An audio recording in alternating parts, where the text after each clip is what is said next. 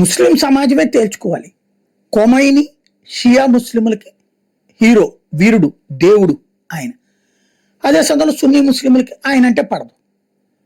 సరే, ఇప్పుడు కొమైని మరణం తర్వాత ముస్లిం సమాజం రెండుగా చీలుతుందా? అవసరమా అక్కడి వ్యవహారాలు మనకి?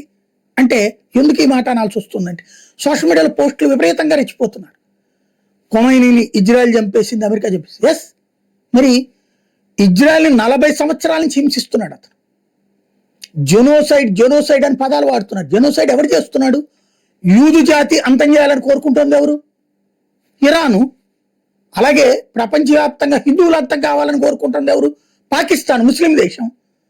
ఒక జాతిని అంతం చేయాలని కోరుకుంటున్నప్పుడు మరి ఆ జాతులు పడుండాలా, చచ్చిపోవాలా, అవన్నీ ఇస్లామిక్ రాజ్యాలుగా మార్చేసుకోవాలా? అదే ఇక్కడ కోరుకునేది.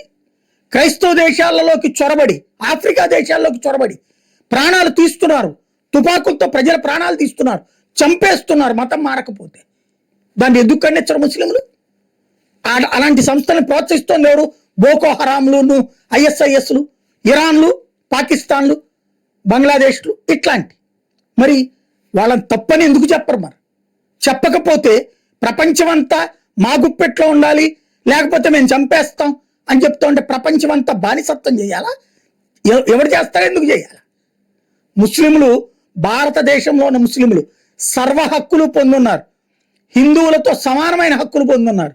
పాకిస్తాన్లోని హిందువులకు అట్లా లేదే, పాకిస్తాన్లో ఉన్న క్రైస్తవులకు అట్లా లేదే, బంగ్లాదేశ్లో ఉన్నటువంటి క్రైస్తవులకు హిందువులకు అట్లా లేదే హక్కులు. కానీ ఇక్కడ సర్వ హక్కులు కలిగి ఉన్నారే. ఆ మాత్రం మనం బాధ్యతగా ఆలోచించకపోతే ఎట్లా ఈ దేశంలో ఉండి ఈ దేశపు తిండి తింటా?